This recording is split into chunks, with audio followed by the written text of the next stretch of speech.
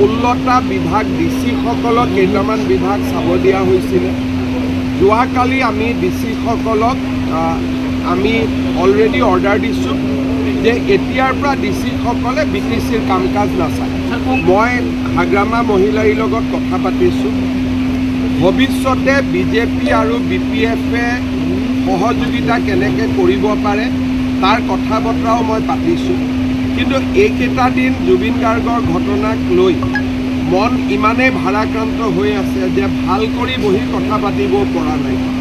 মই বিশ্বাস কৰোঁ যে হাগ্ৰামা মহিলাৰীয়েও বিজেপিৰ লগত সহযোগিতা কৰিব আৰু বিজেপিয়েও BPFৰ লগত সহযোগিতা কৰিব।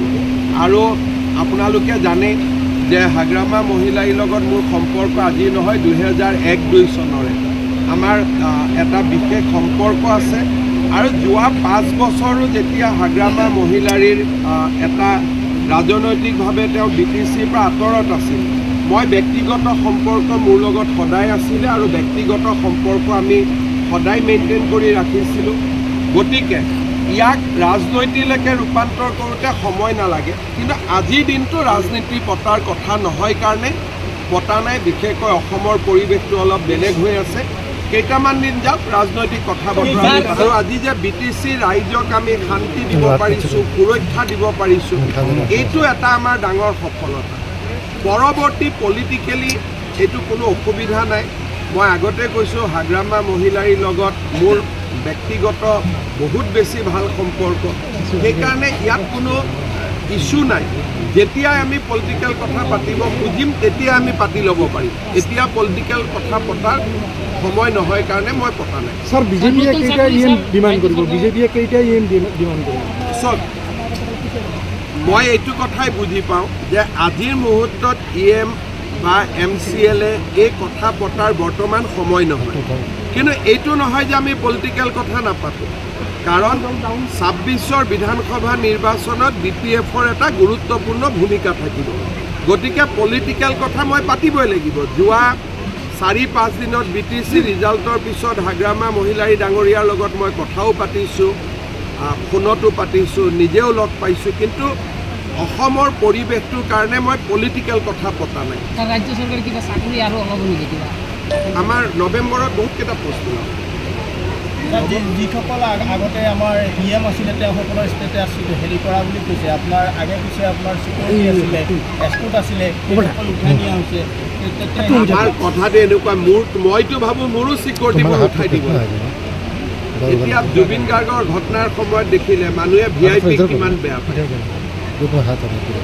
সেইকাৰণে VIPটো থাকিবই নালাগে। মইতো বিচাৰোঁ মোৰ পৰাও এইবোৰ উঠাই লৈ যাওঁ। এতিয়া উপায় নহ'লে আমিতো কাৰোবাক নিৰাপত্তা দিব লাগে। কিন্তু মইতো নিজে বিচাৰোঁ যে মোৰ মন্ত্ৰী MLA কাৰো লগত চিকিউৰিটি থাকিব নালাগে। আমি কিমানৰ PSO উঠাই দিছোঁ। আটাইতকৈ ক'ব গ'লে আমাৰ দিনতে 4000 PSOৰ পৰা আমি 600লৈকে নমাই দিছোঁ। আৰু সেই পুলিচবিলাকে এতিয়া ৰাস্তাত ডিউটি কৰে। 125th এমেণ্ডমেণ্ট মতে তাৰ ইলেকশ্যন হ'ব লাগিব। কিন্তু এমেণ্ডমেণ্টটো এতিয়াও পাছ হোৱা নাই।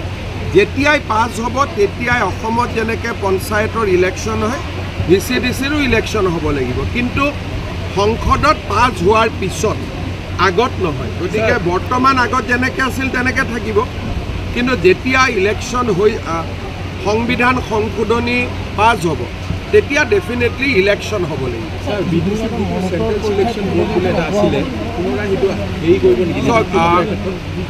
BTCৰ প্ৰশাসন কেনেকৈ চলাব তাৰ সম্পূৰ্ণ দায়িত্ব হাগ্ৰামা মহিলাৰীৰ ওপৰত।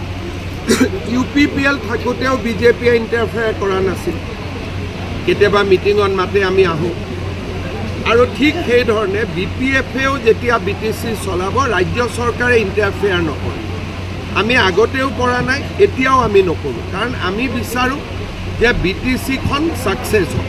যিবোৰ পদ খালী হৈ আছে BTCত ছাৰ নিযুক্তি প্ৰক্ৰিয়াৰ ক্ষেত্ৰত তেওঁলোকে কৰিব পাৰে। চৰকাৰৰ যি অনুমোদন লাগে অসম চৰকাৰৰ, BTCৰ কৰ্মচাৰীৰ দৰমহা অসম চৰকাৰে দিয়ে। সেইকাৰণে অসম চৰকাৰে যেতিয়াই তেওঁলোকে বিচাৰিব ইমানটা পোষ্ট খালী আছে, ইমানটা আমি এডভাৰটাইজ দিব খোজোঁ, আমি দি দিম। আমাৰ কোনো অসুবিধা নাই। স্যাৰ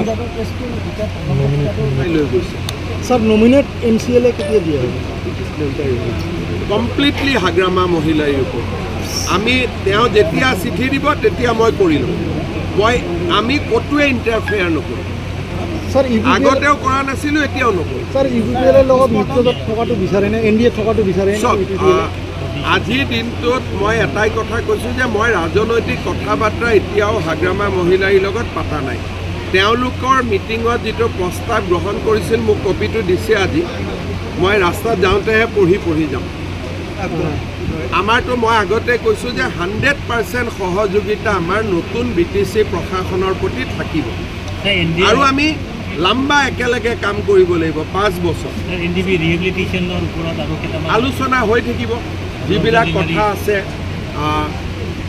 এই মুহূৰ্তত তেওঁলোকে দায়িত্ব লওক কি আছে কি নাই চাওক আৰু 5 বছৰ লম্বা সময় কথা পাতিবৰ কাৰণে আমি বহুত সময় পাম খালি মই এটাই কথা আপোনালোকক কৈছোঁ যে হাগ্ৰামা মহিলাৰীক মই কেতিয়া চিনি পাওঁ যেতিয়া মই ৰাজনীতি আৰম্ভ কৰিছিলোঁ মাজত 2 মাহে মোৰ লগত কথা বতৰা নাছিল তাৰ বাদে সদায় মোৰ লগত ক'ব গ'লে যোৱা 5 বছৰত মোৰ লগত সদায় সম্পৰ্ক মই কোকৰাঝাৰ আহিলে তেওঁক খবৰ দিওঁ হাগ্ৰামা ভাই মই কোকৰাঝাৰ আহি আছোঁ গতিকে মোৰ লগত ব্যক্তিগত সম্পৰ্কৰ কোনো অভাৱ নাই চৰকাৰী আৰু ৰাজনৈতিক কথা আমি পাতিব লাগিব কাৰণ এতিয়া আজিৰ দিনত মই শপত গ্ৰহণ অনুষ্ঠানত আহিছোঁ আজি বহুত কথা পতা নাই লাহে লাহে আমি পাতি থাকিম আৰু মই এটাই কথা কৈছোঁ যে আমি বহুত দিন একেলগে কাম কৰিব লাগিব 5 বছৰ দীঘলীয়া সময় সেইকাৰণে আজিয়ে চব পাতি কিয় সময়টো চেছ কৰি দিওঁ লাহে লাহে পাতি থাকিলে